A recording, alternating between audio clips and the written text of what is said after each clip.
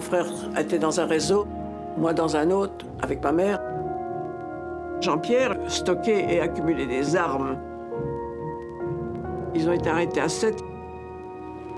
Il en est revenu que 2.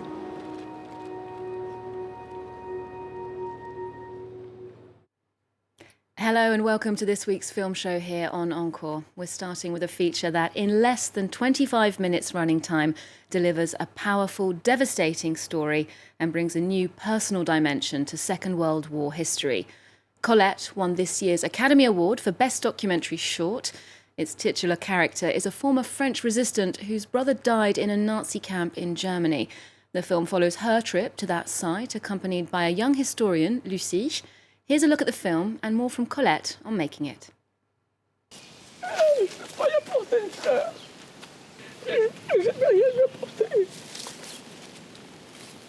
Allez, on y va. Va, parce qu'on va pas rester là 8 jours. Merci, pas plus. Allez, on y va. On peut pas.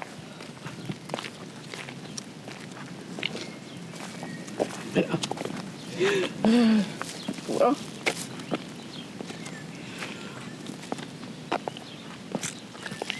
C'est encore plus poignant, je crois. It's even more touching because we were alone. Les caméras. The cameras were so discreet, I never had the feeling I was being followed. No one told me to turn my head to the right or look to the left. En plus, jamais personne ne m'a dit Never. tourne la tête à droite, regarde à gauche, jamais. Well, for more on that remarkable film, I'm joined by its co-producer, Alice Doyard, and by film critic Lisa Nesselson. Hello to both of you. Now, Alice, congratulations on your Oscar. This is a first for a film that was screened originally on a news website because Colette was picked up by The Guardian. Was the Academy Award a surprise for you? Yes, it was a surprise, even though, it was a surprise because you do your job every morning with the values you want to bring, honesty, respect. I love to tell stories. I love to give voice to people that move me. And this is why I do this job. And so when someday you are given an award, it's an immense surprise because it's. You don't do this for the awards. You do this for the love of the work, and of your job, and an immense honor too, because this Oscar is given by the Academy, who brings who's the oldest institution in the cinema industry. So it was a surprise and an immense honor. And Alice, Colette is such a strong personality in this film.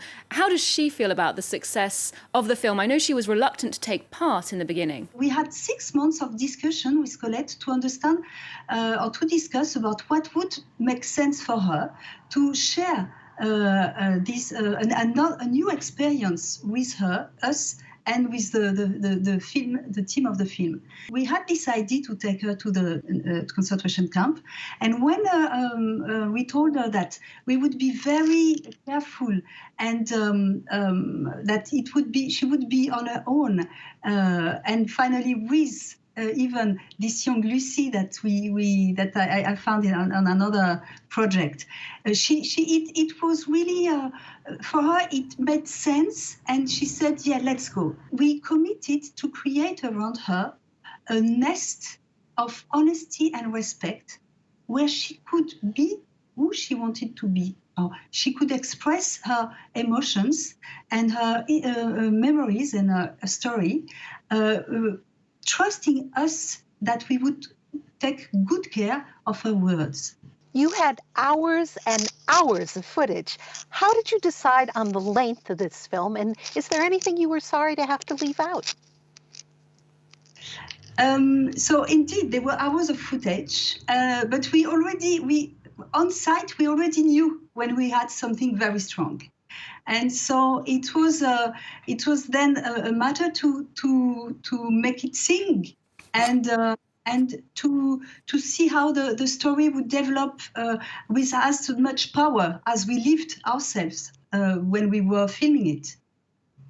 Now, Colette is very matter-of-fact about how she and her older brother joined the resistance as teenagers, something that apparently only 1% of the French population did. That was a discovery for me. One of the things that this period in history forces us to ask ourselves is, what would I have done in that situation? Did you learn anything from Colette about that part of French history that you'd never heard before?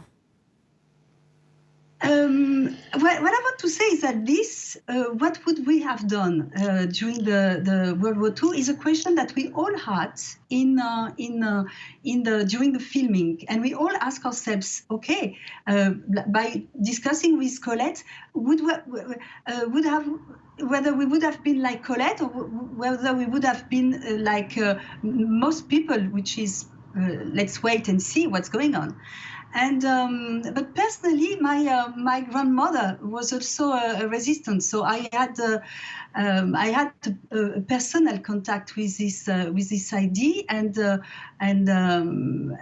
so my grandmother and my grand aunt. My grandmother was hiding Jews, and my grand aunt was taking English soldiers back through England, through the Pyrenees, through Spain. The death toll from forced labor camps is enormous.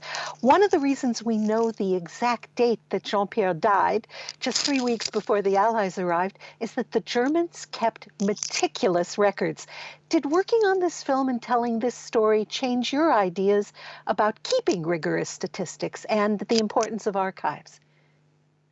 So yes, Lisa, that's true. That it's amazing how the German people kept, or the Nazi at the time kept precise records of the data and the people who were involved in were detained in the camp.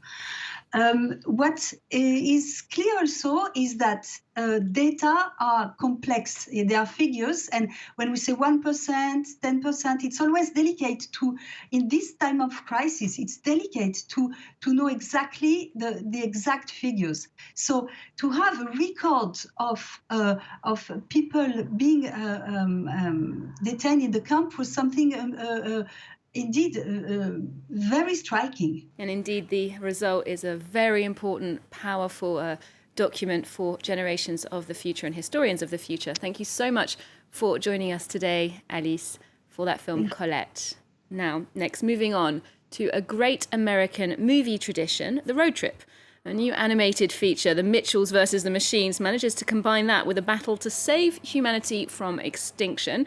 This was meant to show in cinemas, Lisa, but Sony actually sold it to Netflix, so we can watch it anywhere we are in the world. Tell us more about the film. Well, this movie has a female teenage heroine and a female villain.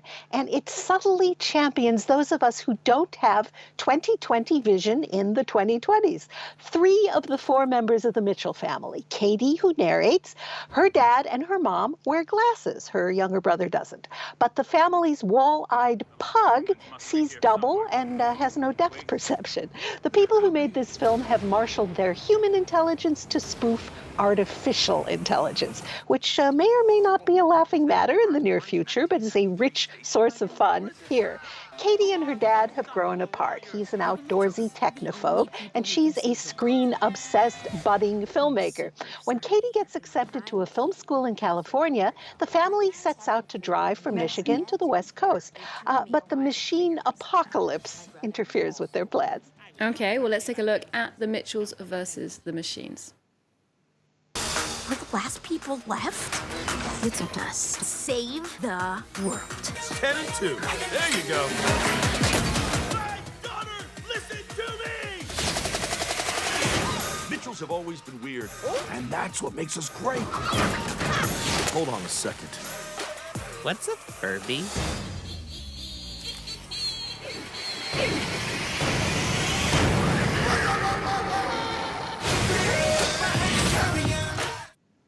Okay, it looks like the father and daughter bond during that ordeal then, and their quirky weaknesses turn out to be strengths.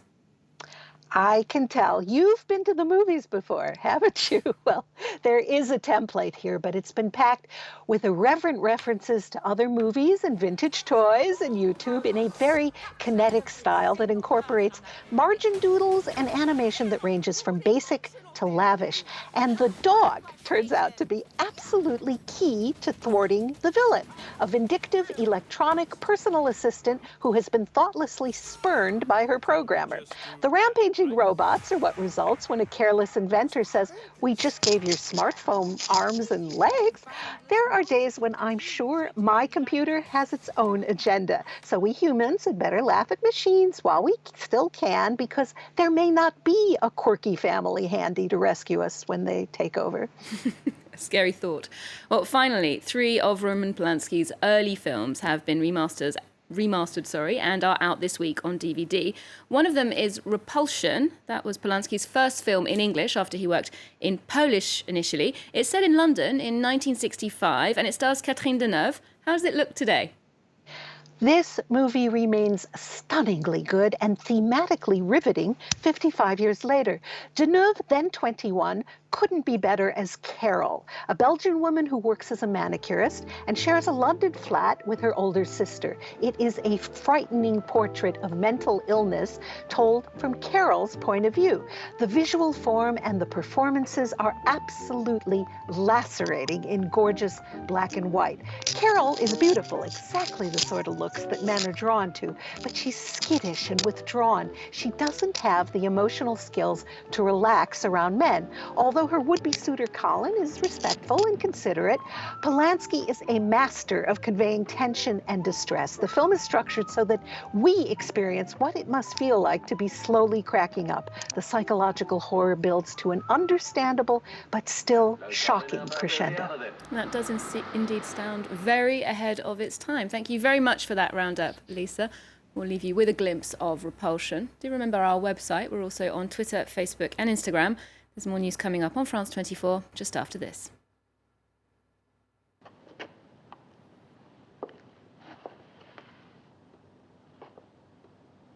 There's somebody there. I can see your shadow. Oh, what's the matter? I just want to talk to you, that's all. Carol! If you don't open the door, I'll bloody well break it down. No. What?